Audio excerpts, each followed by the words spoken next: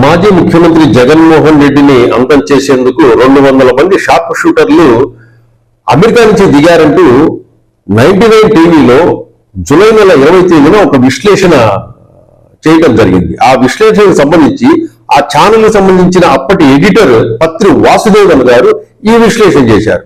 దీనికి సంబంధించి 200 మంది షార్ప్ షూటర్స్ అమెరికా నుంచి దిగి సౌత్ ఇండియాలో కొంతమంది కీలకమైన రాజకీయ నాయకులు, దాంతోపాటు జగన్మోహన్ రెడ్డిని ఏదైనా అంతం చేసే అవకాశాలు ఉన్నాయి, జగన్మోహన్ రెడ్డి భద్రత సరిగా పట్టించుకోవడం లేదన్నట్లు, అతనికి ప్రాణహాని ఉందన్నట్లుగా ఆయన విశ్లేషణ చేయటం జరిగింది.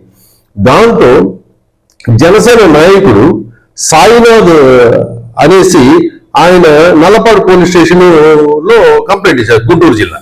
ఆ కంప్లైంట్ బేస్ చేసుకొని పత్రి వాసుదేవన్ కు 41A నోటీస్ ఇచ్చారు. ఆ నోటీస్ కి ఇవ్వడానికి ముందుగా ఆయన విచారణకు ఆయన క్లారిఫికేషన్ అడిగే క్రమంలో ఆయన దాన్ని స్కిప్ చేసుకుంటూ వచ్చాడు. తర్వాత అజ్ఞాతంలోకి వెళ్ళాడు. దాంతో ఇంకా పోలీసులకు అనుమానం బలపడి ఏం చేశారంటే ఆ కేసు ఫైల్ చేసేదానికి ఆయన ఇమ్మీడియట్ గా హాజరు కావాలని కోరారు. లేదా యాజమాన్యం మీద కూడా మేము చర్యలు తీసుకుంటాం అనేసరికి యాజమాన్యము అతన్ని పొలిటికల్ ఎడిటర్ గా ఉద్యోగాల నుంచి ఆయన్ని టర్మినేట్ చేసింది.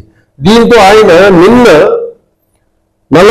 గుంటూరు జిల్లా నల్లపాడు పోలీస్ స్టేషన్ లో సిఐ వంశీధర్ ఎదురుగా హాజరయ్యి 41A నోటీస్ తీసుకొని, ఆ సందర్భంగా పోలీసులు ఏమడిగారంటే, నువ్వు ఎలా చెప్పావయ్యా, ఎందుకు ఈ విధంగా విశ్లేషణ చేశావు నువ్వు ఆ టీవీ ఛానల్లో అనేసి చెబితే, సార్ నేను మెట్రో రైల్లో విన్నాను, ఈ విధంగా మాట్లాడుకుంటుంటే అదే నేను నిజం అనుకున్నాను, దాన్నే నేను వచ్చేసి ఛానల్లో నేను విశ్లేషణ చేశాను, నేను ఆధారాలు లేకుండా విశ్లేషణ చేయడం తప్పే, నా దగ్గర ఎటువంటి ఆధారాలు లేవు, నేను చేసింది తప్పే అని చెప్పేసి ఆయన క్లియర్ కట్ గా ఆయన ఒప్పుకున్నాడు. దీంతో ఇప్పుడు 41A నోటీస్ ఇచ్చారు కాబట్టి దాని తదుపరి మళ్ళీ ఎప్పుడు నేను పిలిచినా కూడా మీకు విచారణకు నేను హాజరవుతానని చెప్పేసి మాజీ 99 టీవీ పొలిటికల్ ఎడిటర్ పత్రి వాసుదేవన్ గారు పోలీసులకు చెప్పడం జరిగింది. ఇక్కడ మనకి ఏంటంటే, ఒక విశ్లేషణ జర్నలిస్టులు చేసేటప్పుడు అంటే రాష్ట్ర భద్రతకు సంబంధించి, రాష్ట్రంలోని కీలక వ్యక్తుల భద్రతకు సంబంధించి ఏదైనా విశ్లేషణలు చేసేటప్పుడు ఏదైనా మనము తగిన సాక్ష్యాధారాలు ఉంచుకునే విశ్లేషణ చేస్తే బాగుంటుంది.